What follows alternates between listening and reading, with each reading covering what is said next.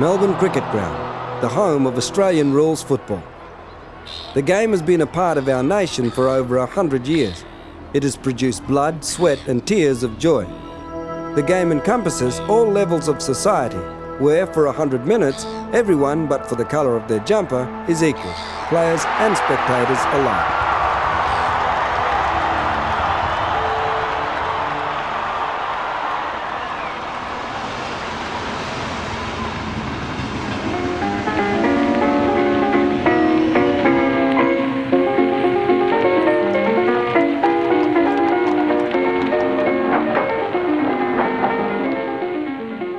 From the beginning of the century, people have flocked to the game to escape their everyday lives and live out their fantasies of glory through the players.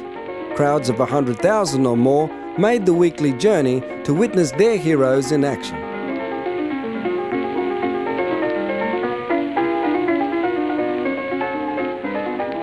The game attracted people from all walks of life: workers, lawyers, businessmen, children, standing shoulder to shoulder watching a game of 36 men running around chasing an oval-shaped ball and striving to kick it through two white posts. The game didn't end at the final siren. It was replayed and analysed over and over again in conversations, across boardrooms and factories, at tea parties and pubs, until the next weekend where it would start all over again. For Aboriginal people, the game provided an opportunity to compete on equal footing with white Australia, where for the duration of the game, it was body against body and they could be judged on sporting ability alone. They thrilled the crowds with their pace and skill as others do today. Suddenly gets out of Dale, Peter Muir, 52 metres, pulls it back. What a magnificent kick for goal. He can fire it.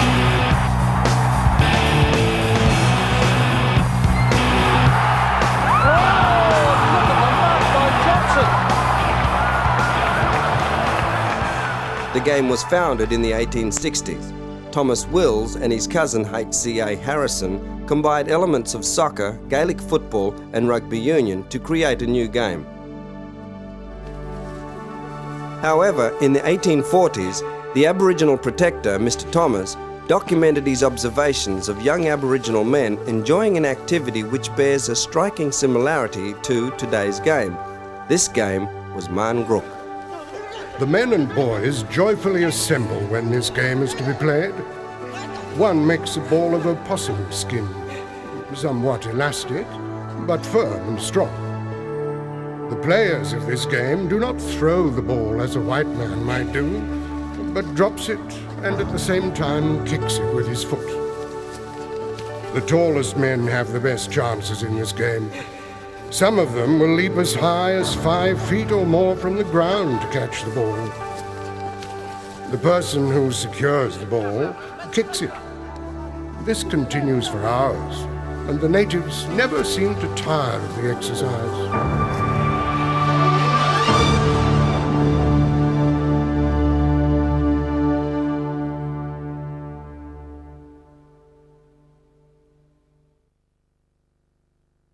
The first officially registered Aboriginal player in the VFL was Joe Johnson, who played 55 games for Fitzroy from 1904 to 1906. Although Aboriginal people possessed the skills required to compete at the highest level, very few played in the league. A theory among anthropologists regarded Aboriginal people as subhuman, which influenced Australians' perception and government attitudes. The assimilation policy proposed the segregation of full-bloods and the integration of mixed bloods. Missions and reserves were established to achieve the aims of this policy. Run by church groups and government-appointed Aboriginal protectors, these institutions controlled every aspect of people's lives. Cumragunja Mission on the New South Wales-Victorian border was home to Doug Nichols. He was an extraordinarily gifted athlete who used sport to escape mission life. Doug first played football while on Cumragunja and was recognised as having great potential. He ventured to Melbourne and tried out with Carlton, but was rejected on the grounds that he smelt. It would be another 5 years before Doug was able to have another crack at the VFL. During this time, he played in the VFA, boxed and ran professionally, winning the Warwick Nabil and Naya gifts. While boxing with the Jimmy Sharman troupe, the Fitzroy Football Club approached him. Sharman only released Doug from his contract once he had a commitment from Fitzroy that they would offer Doug employment. In 1932, Doug Nichols began his VFL career with Fitzroy. He played 58 games and became the first Aboriginal to be selected for Victoria. Later in life, Doug would be respected as a civil activist. His concern for the plight of his people began at an early age. It was sort of like a joke on the mission that he was like their first policeman, because he used to ride this white horse named Dolly, and when the people from the protection board used to come out to get our young girls and young boys to take them to Cootamundra, he used to ride and tell all the mothers, you know, that the police were coming, and the mothers then used to go down to the bulrushes and right down around the bend of the river and hide their children. I think he was only very, very young then. I guess primary school age. Its crusading minister is Pastor Douglas Nichols, a full-blooded Aborigine of the Yarra Yarra tribe. He was ordained as a pastor in the Church of Christ, where he gained respect from both black and white Australia. In 1962, he was awarded an MBE for his lifelong commitment to his people. In 1972, Doug Nichols became the first Aboriginal to receive a knighthood from the Queen. Before his death, the honour of the governorship of South Australia was bestowed upon him. It was through sport that Sir Doug Nichols crossed the colour line. When asked why football, he replied, "Cheaper than cricket, no pads or white trousers."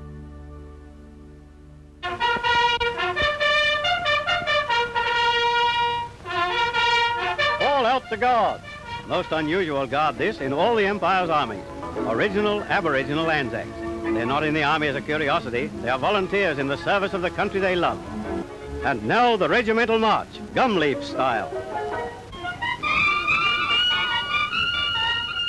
During World War II, even though Aboriginal people were not recognised as citizens, they answered the call to defend Australia.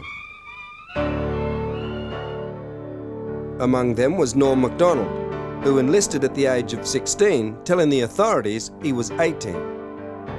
Joining Essendon in 1947, he was an instant sensation with his blistering pace. And Essendon with the sashes into the arena. He played in 6 grand finals, winning 2 flags with the Bombers.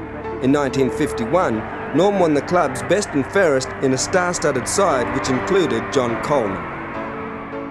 Nicknamed the Black Bullet, Norm was an accomplished runner and ran second to his Essendon teammate Lance Mann in the 1952 Stawell Gift.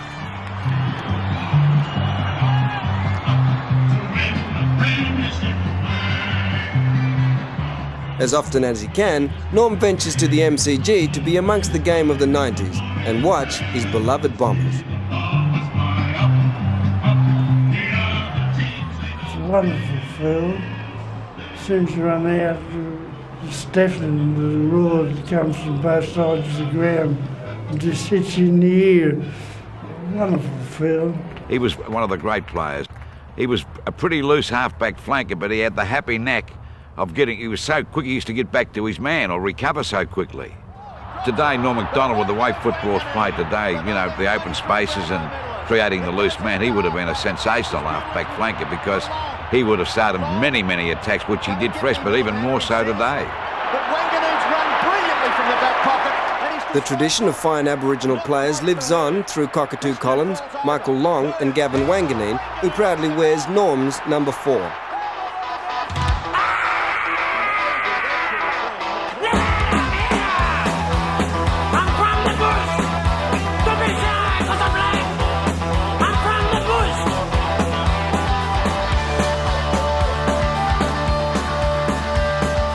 Community football teams across Australia travel hundreds of kilometres each week to play a game of football.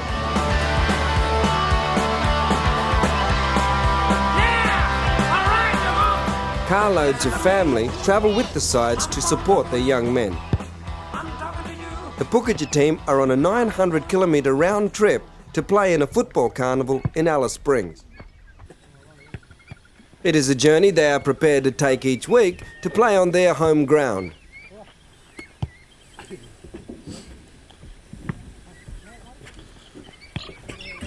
The drive is an opportunity to visit their country.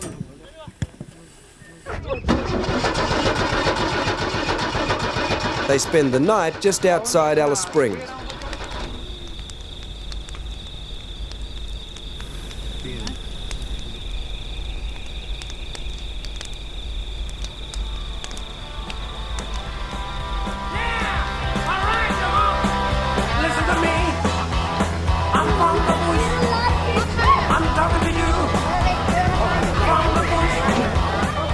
Brian Junjala doesn't have much time for the game in Melbourne.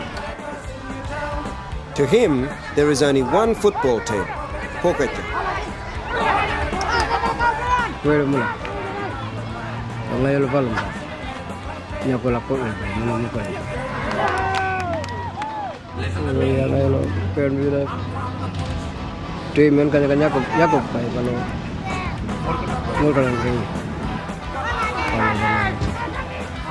Jingle China, Colin. Choco kalau jalan Polkara, Colin. What you don't find, we're in Kitchen.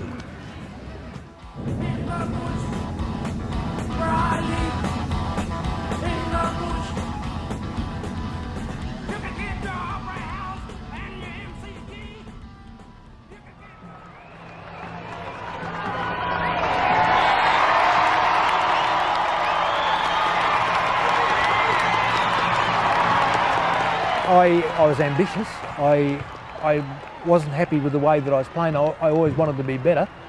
I always went out on the ground wanting to be best on the ground, and I always went out on the ground wanting to play in a winning side.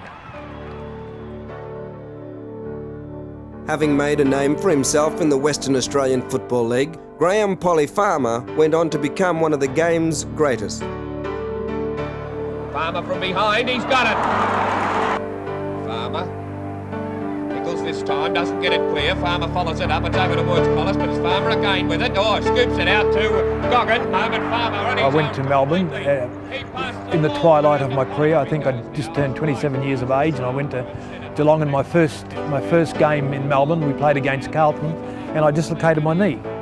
And I continued to try and play with it. And in fact, I played in 5 games, and I was carried off the ground 3 times. Farmer's on the half-back flank. Look at that mighty hand pass. Polly Farmer is still classed as the greatest ruckman of all times, and he's been finished for a long time. And he revolutionised ruck play with the handball, because he used to grab the ball at the pack and give a quick hand pass to a smaller player scouting the pack, particularly Billy Goggin. And away little Goggin goes. And it's just good football. Up they go. Farmer gets a tap down. Oh, goes to Goggin. Beautiful. Right into the centre. Michael Perry and Farmer. Farmer gets it. I would have probably been quite happy to have been involved in football all my life. From an income point of view, I still had to work. Maybe I should think about getting born again now, because this is a good time to be involved in football, because it's well paid for people who want to make a career of football. We are going, we are going, we are going to freedom. At a referendum in 1967 with the yes vote of over 90%, Australians amended the Constitution, which allowed Aboriginals to be counted as human beings in the national census. During this time of social change, Carlton had their eye on a young player in Western Australia. Sid Jackson had already made a name for himself in the West Australian Football League as a player with immense courage, and to the disappointment of WA fans, joined Carlton in 1968. Oh, and look at them go. Jackson off the ground. Hopkins to Jackson. I was lucky enough to play in the biggest crowd ever in the grand final, a record crowd of 122 to 21,000 people. It's quite deafening and frightening, and you feel like it's very, very small there, and you think that the stands are going to fall in on top of you. And being an Aboriginal person, I sort of a bit conscious about who I was, and that I had to have some play well, because I knew the pressure was on me to play well for the Aboriginal community as well. Sid Jackson was one of thousands of children now known as the Stolen Generation. Employing a form of genocide, the government took Aboriginal children from their mothers' arms and placed them in homes to teach them the ways of the white man. With authorities those days that thought that they were doing the right thing by you, but a lot of mixed feelings by being taken away and not knowing your background, and lost a lot in that situation, so it's good and bad for it. In 1981, Sid was reunited with his mother after a separation of 35 years. But through they come, O'Callaghan is there. Jackson picks up for Carlton. Jackson left foot snap.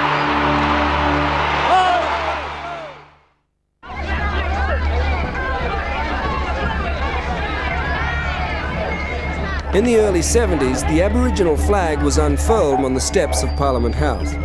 Television images in lounge rooms across Australia showed the determination of a people striving for social justice.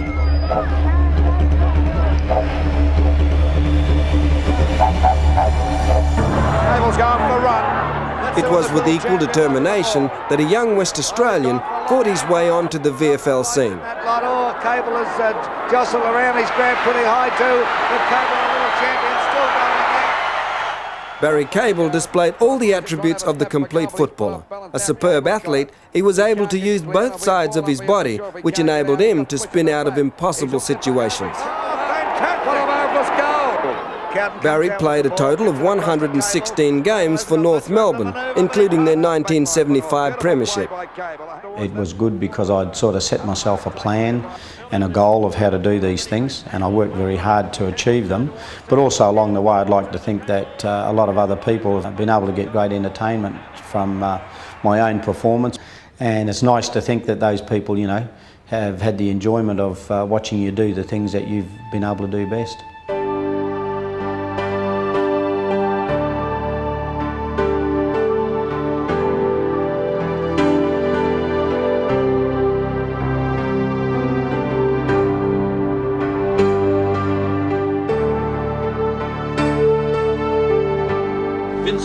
I solemnly hand to you these deeds as proof in Australian law that these lands belong to the Gurindji people. The handing over of the Wayville lease to the Gurindji in 1975 officially recognised Aboriginal people's spiritual links to the land. In Melbourne a year earlier, the career of one of the game's true characters began. While playing in Ballarat, Robert Muir was recognised as a player of great talent, and St Kilda wasted no time in signing him up. He was an explosive player, which earned him the nickname Mad Dog Muir. His aggression on the field was lapped up by the press and overshadowed his football ability. Yeah, well, I started playing footy from the age of 7. I haven't stopped yet. It's probably the only thing I can do. Well, it's the only thing I'm good at, so yeah, footy's been my life, yeah. I have got a fiery temper, but some of my suspensions come from racial comments. St Kilda Footy Club wrote a few letters to the league there. I've got paper clippings, hate campaign, racism and all that sort of thing. It wasn't really stamped on. It's been going on for years, and because there's more Aboriginal players playing in the game now, that they're going to try to stamp it out. Were it not for his many suspensions, Robbie Muir would have played more than his 68 VFL games over 6 seasons. Jerusalem has the go. Muir took one for his corner. And certainly there's going to be some fisticuffs here before the game's over. There's a little bit going on there. The match two have read each other like radar. A point blank range. He can shoot, but he doesn't. He looks around to see who's going to take it. Brother Jim will. Back to Phillip. Now there's a goal looming up. That left foot deadly kick and Crackers.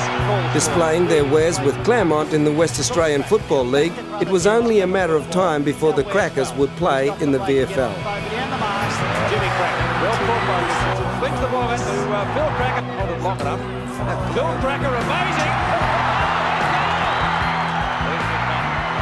Oh, Jimmy Krackouer took it beautifully over to Phil Krackouer into the open goal. Goes Phil. They were just sensational, Jimmy and Phil, and they had this uncanny knack of finding each other on the ground. It was an inbuilt radar system they had in their body, and they'd just out of the blue they'd find each other and amaze the crowd, and they were great players. The forward pocket going after it now is Phil Krackouer, a hand pass back to his brother Jimmy. This looks dangerous. It could be a goal. It is a goal. Madden tried to get it down, but stolen by Krackouer. Which one's this? Let's have a look. It's Jimmy. What a kick by Jimmy! What a kick! There's Phil Krackouer on the boundary line. Look at him scoot. He'll get away here from Donnell. Left him for dead. Beautiful play. As there's a running shot at goal. He might have got this one. A goal. What a goal! Phil Krackouer. The West had produced many Aboriginal stars, but not all of them have seen the VFL as the only measure of success. Brilliant stuff. Simo. Stephen Michael earned All-Australian captaincy and played a phenomenal 8 seasons without missing a single game. He is possibly the greatest player never to have played in the VFL. All right, brother, I'll let you go. All right, mate. Concentrate, all right? Yeah. High kick up towards Stephen Michael. Oh, what a mark! Short snap to Stephen Michael. Mark of the day. It wasn't that he didn't have the skills, he was just happy to play out his career with South Fremantle. I love my mum and dad. I think everyone do, but I wasn't going to go, say, over to Melbourne and live over there, and they live on another part of the state. I was happy enough in Fremantle. I had my roots tied here. I had good friends, good job, and I can go anywhere in, say, Perth and relate to people and all that, and say 5 or 10 minutes. And plus, I felt that I was opening the doorway by being a good player in WA for the younger kids to come through and set themselves goals and ambitions for themselves. What a player. South Fremantle's fairest and best in 1977, 78 and 79. Playing beside Michael in the South Fremantle side of the early 80s was a player determined to have a go in the VFL. Gets it to the brilliant Rioli. Rioli, snap at goal. Through! Back onto the ground. Maurice Rioli played 118 games for Richmond from 1982 to 1987. The back still, it's play on, that's okay. Picked up by Rioli. How did he do that to make sure Rioli's style was similar to the Crackers in the way he could make something out of nothing. Rioli, can he pick it up? Can he shoot toward goal? He goes goal! He's goal! Strong runs up the ground and an elegant kicking style were a feature of his game. Lovely ball. The VFL is a long way from the Tiwi Islands where Maurice grew up. The fishing and the hunting Rioli did in his youth honed his reflexes, which served him well on the football field. I was lucky enough to play in the VFL Grand Final. That was in 1982, and was able to perform, at the level to be able to, win the Norm Smith medal. It's a preparation. It's tough, but you're the only one that can do it. By yourself, you just got to get out and prepare yourself for the task ahead.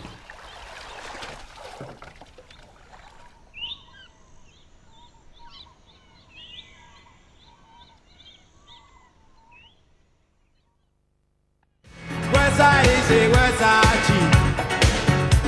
Much cheaper than our priceless land. 1993, the International Year of the World's Indigenous People, heralded a new era in Aboriginal and Torres Strait Islander affairs. The AFL chose Grand Final Day at the MCG to celebrate Aboriginal and Islander culture. All persons having business before the High Court of Australia. Little more than a year earlier, in a powerful statement of Indigenous rights, the High Court rejected the idea that no one owned Australia before the arrival of Captain Cook. The question is resolved in the affirmative.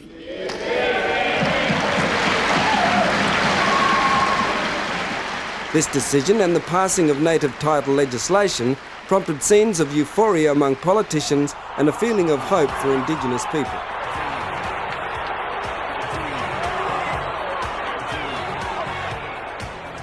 The AFL's contribution to an important year for Indigenous people ended on a fairy tale note when an Aboriginal player won the league's highest grand final day honour. The 1993 winner of the Norm Smith Medal is Michael Long of Essendon.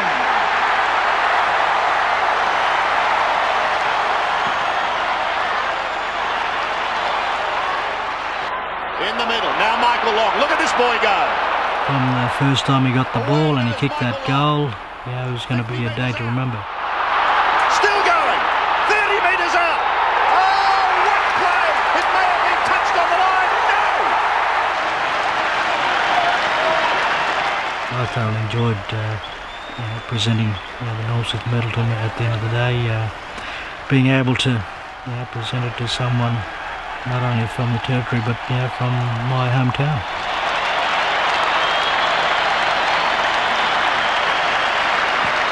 Congratulations, Michael. Well done, Maurice. Long again. Is this man the best man on the ground? I ask you. To half forward. A combination of natural brilliance and hard work have brought Michael Long well-earned acclaim, but a career in the AFL has its price. I suppose family's the big thing. I mean, you've got to make sacrifices, in what you want to do or what you want to achieve. Not be able to, just pop around your uncle's place or auntie's place, day after a game, or have a beer with your friends or something. So, but I think the important thing was just, sort of nephews and nieces. You sort of don't see them growing up, or you don't sort of see them much at all, really, because probably the only time you sort of see them is once a year when you do go back.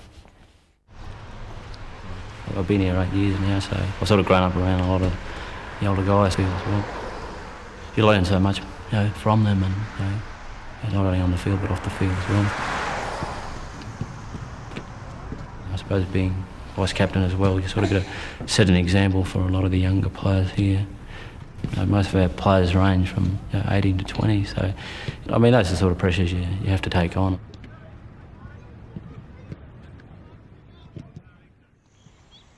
Football gives you that opportunity of sort of setting yourself up financially and then job-wise later on. I'd love to play in so many more premierships. If I'm going to be satisfied with what I've done, certainly the wrong way of thinking, I think, because there's so much more to achieve, not only in football but in life. As long as they conduct themselves like white people well off the field, everybody will admire them and respect them.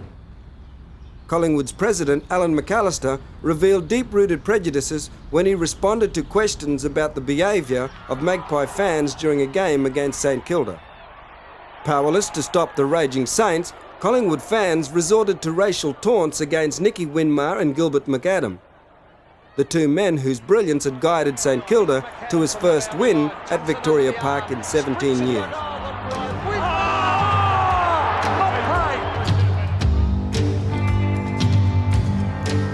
After 4 quarters of abuse, Winmar had enough. Nicky Winmar kicks.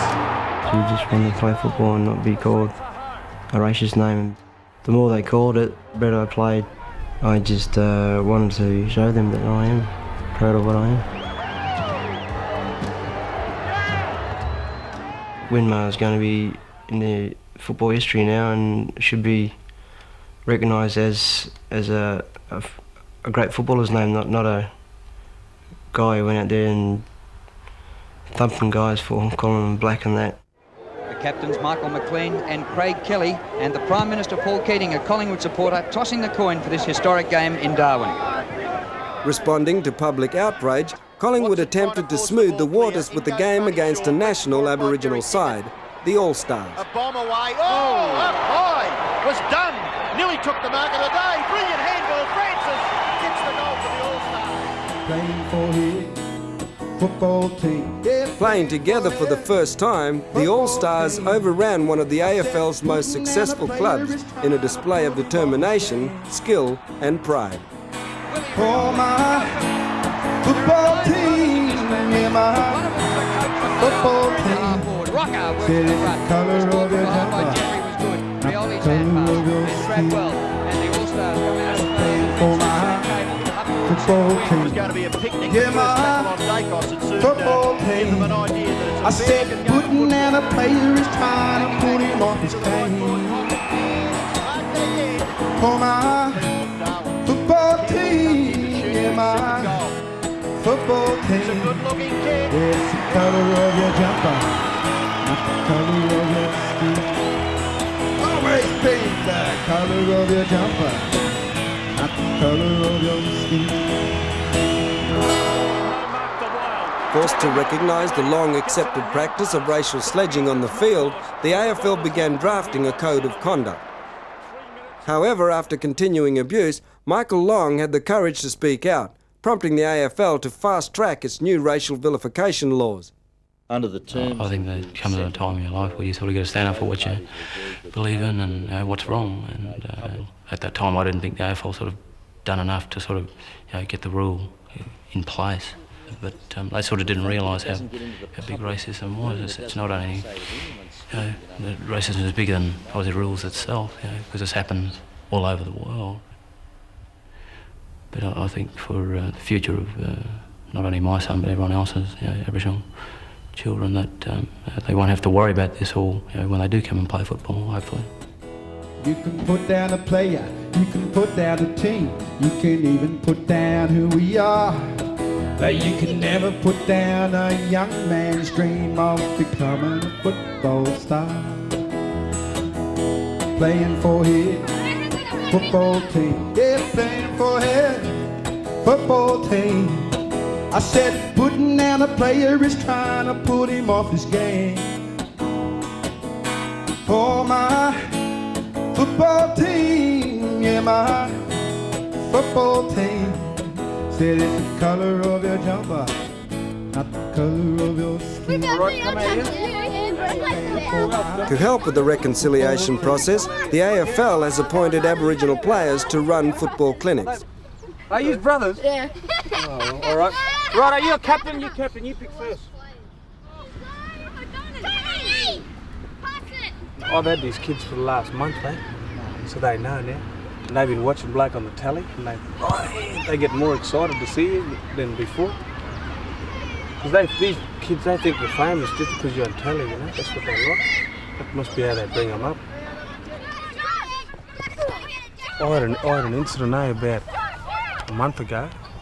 This little kiddie said to me, "Are you an Abo?" One kid said to me. I said, "Then come over here, bud, come here." I said, "Do you know what you said to me?" He said, "No." And I said, "Do you know that that's a very bad word and that's offensive to Aboriginal people?" And he didn't know what to say because he couldn't talk to me. He just kept staring at me and looking at the ground because he was really shy. "That's it, brother. Swap him over now, quarter time." The teacher was spewing, the teacher, and she said, "Oh, look, he's never coming back to the class again. I'll make sure he won't come here again." And I said, "No, I want him to come next week. Bring him next week." Then next week he wrote a letter, gave me a letter and he just said, "I apologise" and all that in the letter. So I was trying to teach him, trying to tell him what he really said, but in a good way. I was trying to say it so he could understand. If they introduced it in the schools, kids would know, They should have a better understanding of who we are.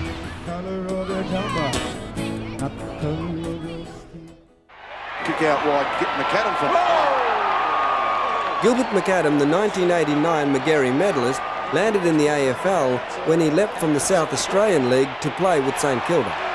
These days, he's a key component of the Brisbane Bears attack. But he's not the only Aboriginal star in the Bears lineup. Michael McLean, a 14-year veteran in the league, is known to his mates as Magic. McLean's kick for goal. McLean's hooked it round for a lovely goal. And then there's Darryl White, a player with freakish skills and a huge leap. It's got the most of using our voice. We like to do our talking with the footy, I suppose, and show what we got, and that's the way most probably we express ourselves is out there in the paddock. Unbelievable feeling. Playing for your teammates and the Guernsey. And the crowd here these days, they get behind us, They love all the Aboriginal footballers these days, and especially here, they love us, They can't get enough of us. This is what this man can do. He is sensational when he's going. All of DJ's mates, are very talented. he could tell me they were just as talented as he was. But he's made the break, and he's done something, he's hung in there. Daryl's got a house and a car, and all his mates watching him on TV now, and they support him 100%. A lot of those blokes would have had the same potential Daryl had. All of his mates he knocked around with, you know, himself, he was in a detention home, you know, for doing the wrong things and having a rough life, upbringing. And he's got to come from that upbringing to the AFL where it's full-on discipline, and it was a hard thing for him. Geez, I look white next to you. Pale, look crook. You look sick. Yeah, I think, geez, you're still sick.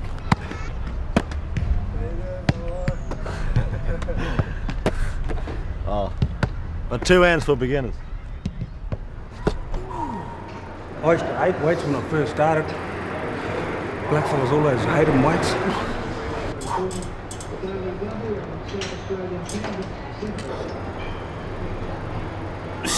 One more.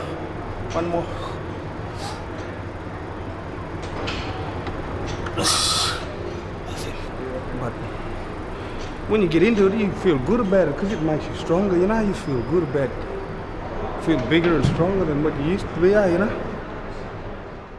Me and Mick played when we was 10 years old together, Mick, in the stateside, you know, up and down. That was in 77 or something. Yep.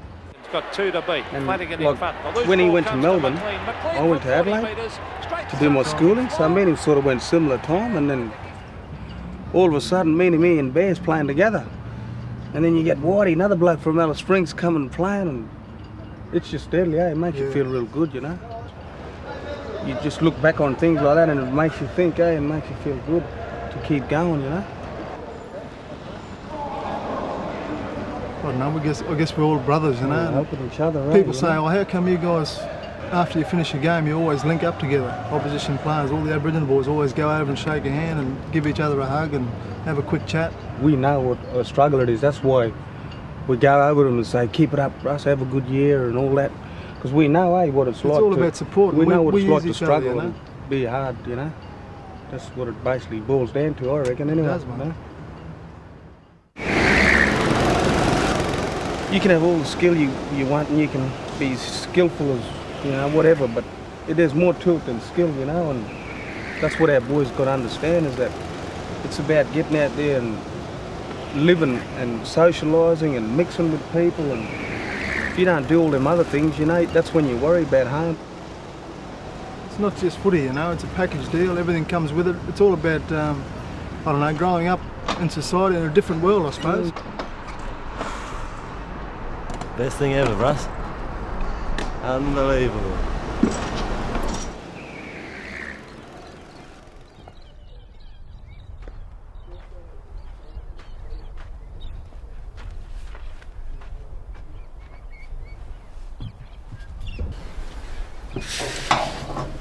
I grew up just with my old man just coming out bush every weekend and all that sort of stuff, and it's just like I missed all that sort of stuff when I was away, and now I like the country and I like to come back out. It's good.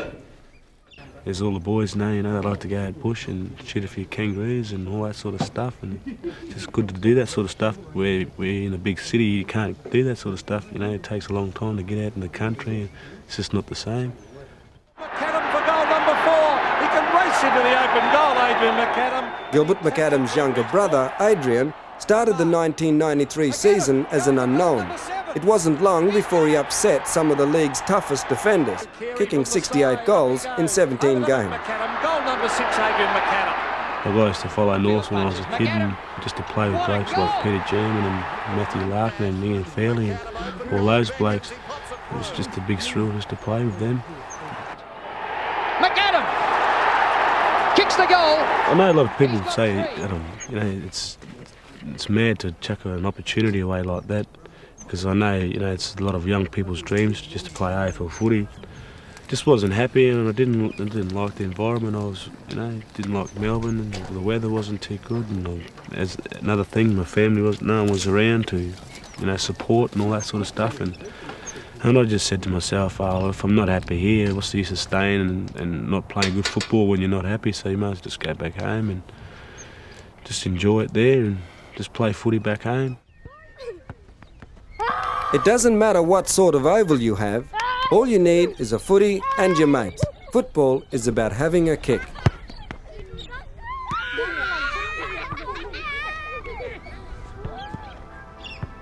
There are many new faces each year who undertake the journey to the AFL. Robbie Armout was signed by an AFL club at the age of 17. He displays a professionalism beyond his years, which he'll need to survive in the AFL. I suppose I had to make a choice when I was about 13 or 14 because I was that set on making the AFL, and I'd take my training pretty seriously.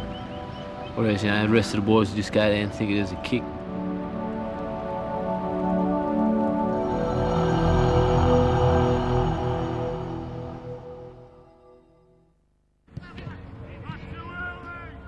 Longy went to Essendon when he was 23 or 22 and he was a bit matured, whereas now they're taking the young Aboriginal kids when they're 17 and 18 and they're not matured and they're just expecting them to just come straight up to AFL level.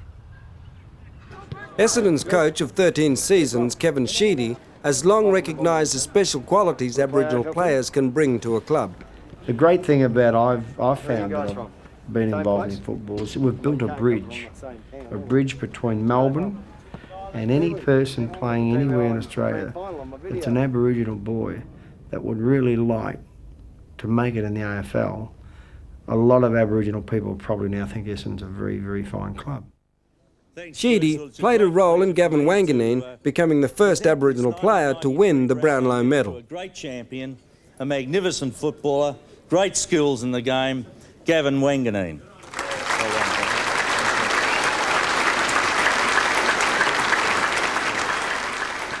Jared Neesham is laying the foundation of one of the newest clubs in the league. Like Kevin Sheedy, he has a high regard for Aboriginal players. There'll be a lot more Aboriginal players come through the system because Aboriginal culture, the kids still kick a football a lot, and because they kick and kick and kick all their life, they actually practice a hell of a lot, and so they end up being, very good. If you have two Aboriginal people in one side, they always hang out with each other and they can't adjust to the modular way, so Jared Neesham sort of found a trick around that and ended up grabbing 5 Aboriginal boys, which made it really easy for us. And we're playing what they call us the Wizards of the West now. So tries to get it in towards centre half forward for Smith, but it's chopped off by Chisholm. He's a very exciting player, and so is this boy Dale Pickett. Godden can go further wide. Can Bandy outrun his opposition? No, he can't. Can this guy outrun his opposition? Have a look at Abraham go. Oh, stand up and applaud Winston Abraham.